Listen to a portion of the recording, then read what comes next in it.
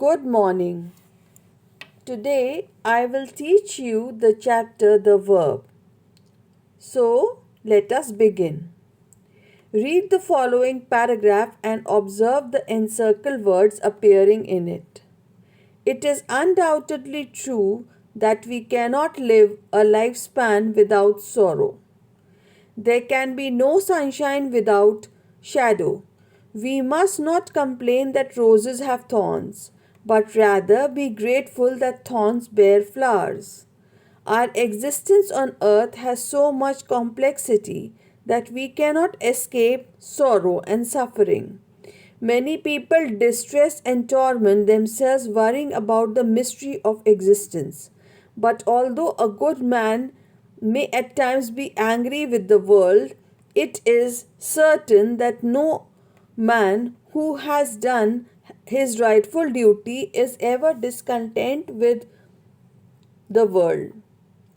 The wonder is like looking glass. If you smile, it smiles too. If you frown, it frowns back. If you look at it through smoke, it will look all dull and dingy. So, always try to look on the bright side, for almost everything in the world has a bright side for sure. Now, there is a paragraph that I did read out to you. What did you observe in the above paragraph? You can see some encircled words in this paragraph. In the paragraph above, we notice that the words have and has indicate possession. Possession in grammar will always mean where there is a sense of belongingness, that this thing belongs to me, this thing belongs to him. There is a sense of possession, there is a sense of belongingness in it. So, possession of something has have is showing. The words is and be indicate state or condition. The position, the state, the condition of something is shown by is and be. And the words live, complain. And live and complain, what do they do? Live, complain, bear, escape, distress, torment, done, smile, frown, look and try indicate some action or activity. They are indicating some action or activity. So, verbs are the words symbolic of some work, action, activity, process, state, condition, quality, or possession. Basically, the words that show some activity that is being done. The words which show activity, which show state, position, condition. So, all these words and possession, as I told you, where there is a sense of belongingness. So, the words which represent all these things are verbs. Okay.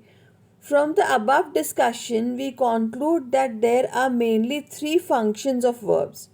अब जो मैंने आपको बताया verbs की definition अभी बताई, discuss की, जो भी अभी बताया, क्या functions है verb के? To convey an action, work और activity. पहला function तो है कि कोई action, work या activity को वो बताता है.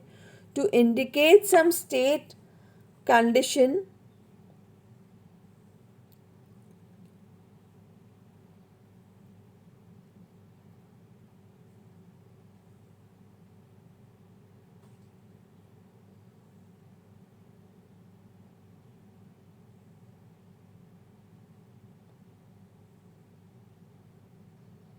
Okay. So this is it. Stay. This is very important to understand verbs. Okay.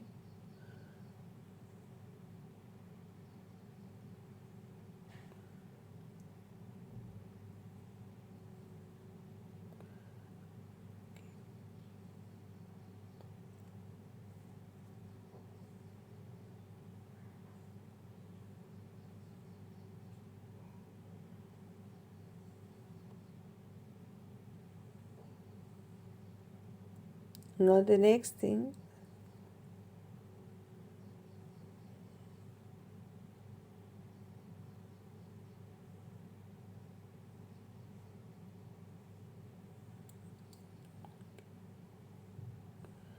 So what did you see?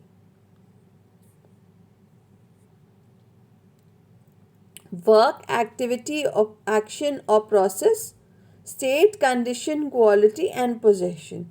So what you have to remember in the definition is all these three things, that the words which show all these it show action, it shows state or condition or possession. Those words are verbs. Okay.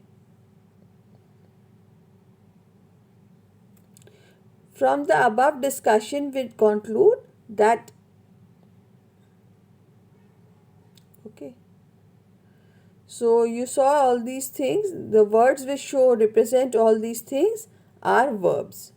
जो भी words हमें ये बताते हैं कि कोई action perform हो रहा है, या उस थिंग या चीज़ की पोजीशन या स्टेट क्या है, कंडीशन क्या है, या पोजेशन के बारे में बताते हैं, where there is sense of belongingness, so those words are verbs.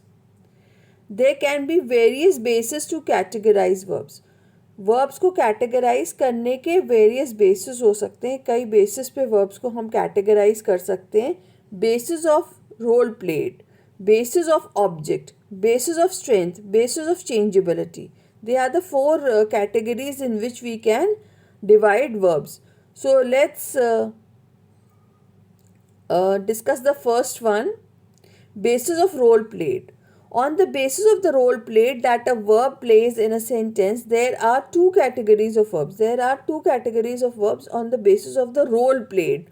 वो जो रोल, जो वहाँ पे जो उनका रोल होता है वर्ब्स का, उस बेसिस पे अगर हम वर्ब्स को कैटेगराइज करें तो दो कैटेगरीज में हम लोग उसको डिवाइड कर सकते हैं, और वो है मेन और एक्शन वर्ब्स और helping verbs.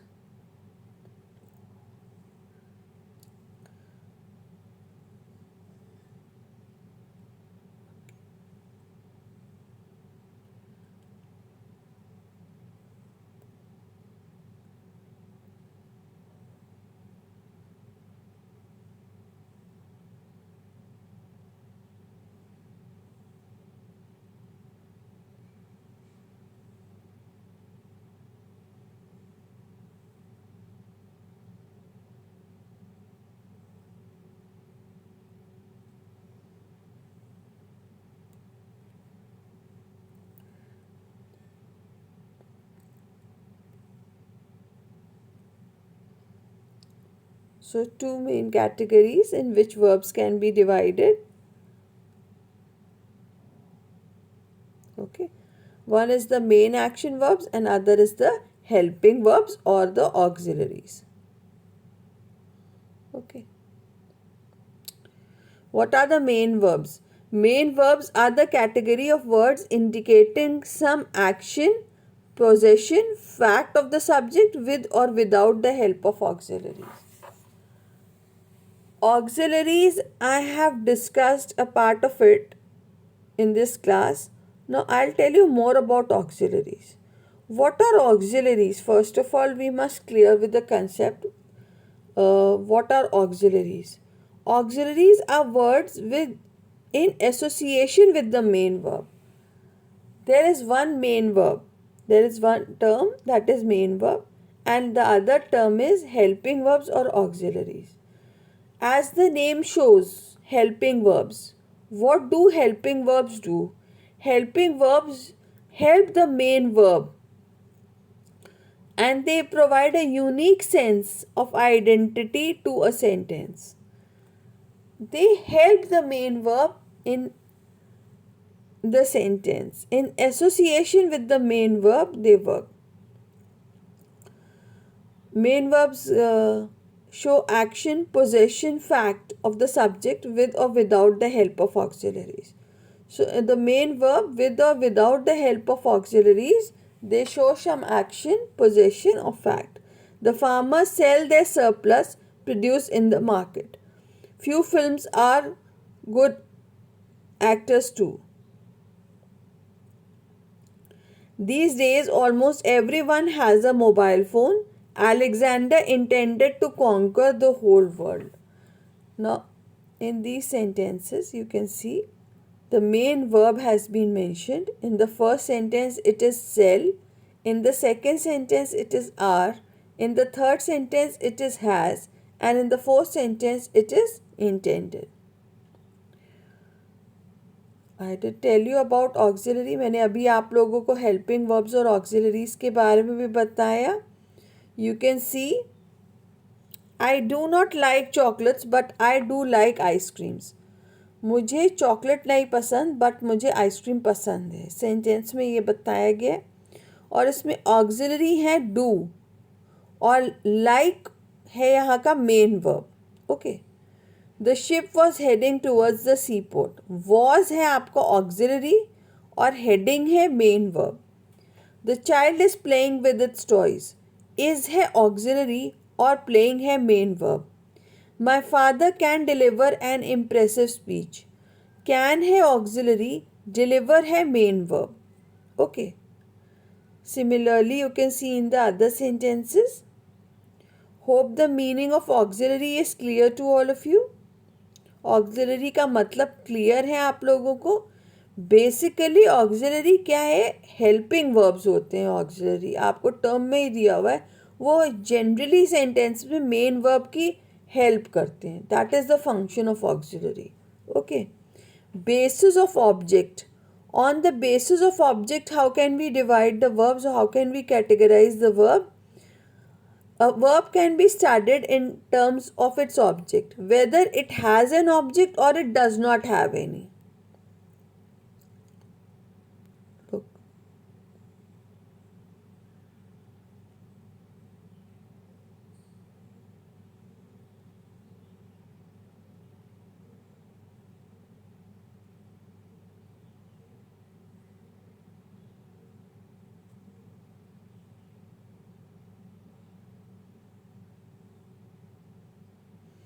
Whether the verb has an object or does not have any object, we can categorize verbs on the basis of that. Okay. So what is the name given here? नाम क्या दिया हुआ है इस categorization में verbs को? That is transitive and intransitive verbs. Now in verbs you must understand this topic very well, because this transitive and intransitive verbs on the basis of object, generally the questions are asked on this basis only. The action verbs which require some direct or indirect object to receive the action, or whose effect is received by some direct or indirect object, are called transitive verb. The shopkeeper sold some articles later than their expiry date. You can see some articles is the object here. What is the shopkeeper selling? Some articles. So यहाँ पे जो आपका object है वो some articles है और verb है आपका sold. The headmaster appointed my friend the monitor of the class. Whom did the headmaster appoint? My friend. What did he do? He appointed him the monitor. So you can very well see that there are two objects in this sentence. My friend is the indirect object and monitor is the direct object. Okay. In the above sentences, the highlighted words, some article, my friend, the monitor, seesaw and some people are the objects of the verbs sold, appointed, play and looted. Hence, these verbs are transitive verb by definition and feature. Intransitive verbs. As the converse of transitive verbs, intransitive verbs are those verbs which lack a direct or indirect object, which means they do not require any object to receive their action, because the effect of those actions is limited to their respective subjects. Now the sentences which do not have object to receive the action, you all know, आप सबको पता है sentence के तीन parts होते हैं. There is a subject, verb and an object. Okay. when the subject passes over the action to the object, okay, so there it is transitive verb. And where the subject cannot transfer the action to the object, जहाँ पे subject transfer नहीं करता है, object नहीं होता है, object की ज़रूरत नहीं होती है, so those verbs are intransitive verbs. Okay. She smiled on seeing him. She has been working overtime to make ends meet. The room is dark and as electricity has failed, the sun is shining brightly. Okay. Now, verbs can be divided on the basis of strength. On the basis of consistency or inconsistency of forms, verbs can be divided into two categories: strong verbs and weak verbs. Next, we can divide on the basis of strength. You can very well remember this. Strength, from strength, how do you come to know? Strong, weak, these are words related with strength. Okay, so you can remember that way. Strong verbs are those verbs whose past and past participles show irregularity of vowel sound.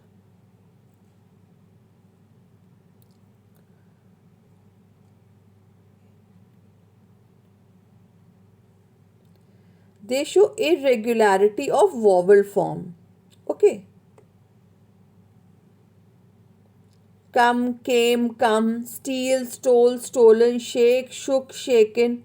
You can see that there is irregularity. What is written in the present is different from what is written in the past. There is irregularity of vowel sound. You can see there is irregularity of vowel sound in all these words. On the contrary, what are weak verbs? Contrary to the strong verb, weak verbs are those verbs whose all the three forms present, past and past participle exhibit regularity of the vowel. Cut, cut, cut, put, read, read. You can see there is regularity of the vowel sound. Okay, so they are the weak verbs or the regular verbs. Now let's see the next basis of in which we can divide verbs. Basis of changeability. By changeability of verb, we mean their capacity to undergo changes.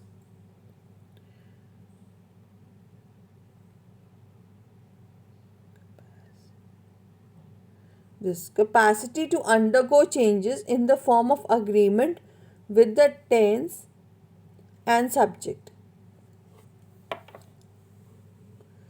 By changeability of verb, we mean the capacity to undergo change.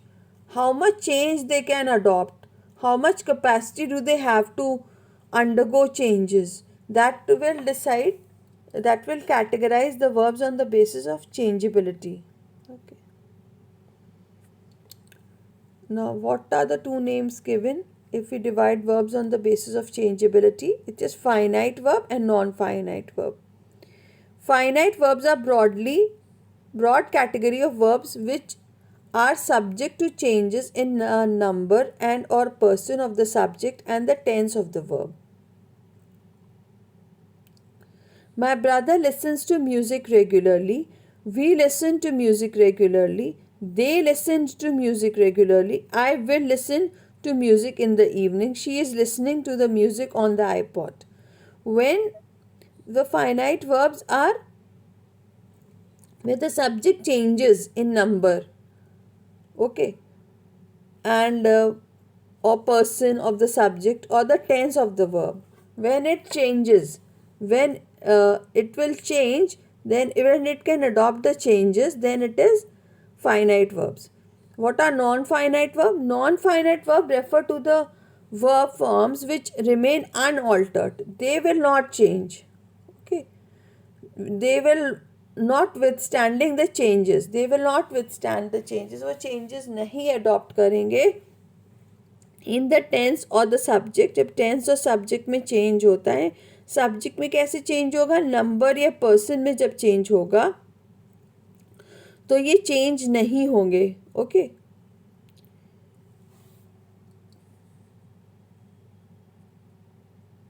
You can see the example. I want to become an officer in the Air Force. I want to become an officer. I wanted to become an officer in the Air Force. They wanted to become officers in the Air Force. He wants to become an officer in the Air Force. With the change in the subject, the verb is not changing. You can see that the verb is unaffected by whatever is being happening. with the verb. So the verb is unaffected by the subject or the number or the tense. So that is why here it will be non-finite verbs. There are three types of non-finite verbs. There are three types of non-finite verbs. They are infinitives, participles and gerunds.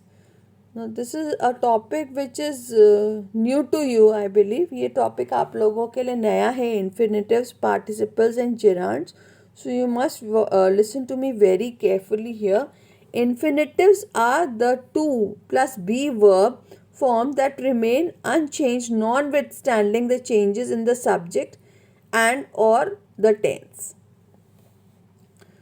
As I told you earlier, now here in infinitives are the to plus be, to plus verb form like to err, to reach, to break. You can see in the sentences to read and write. To plus the verb form.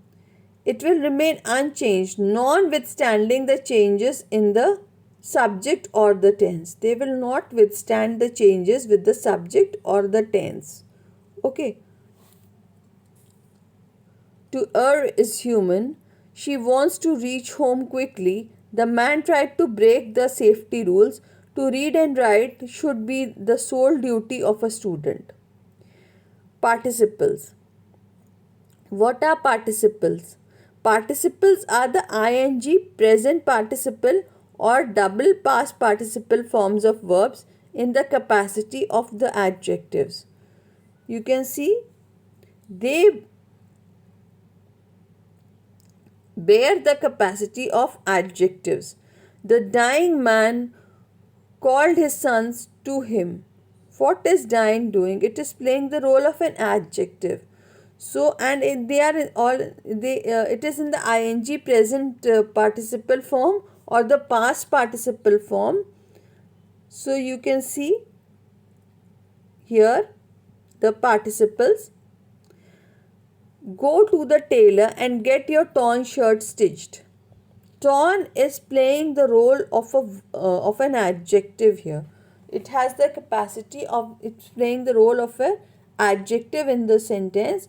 So here they would be participles. Okay. Gerunds. What are gerunds?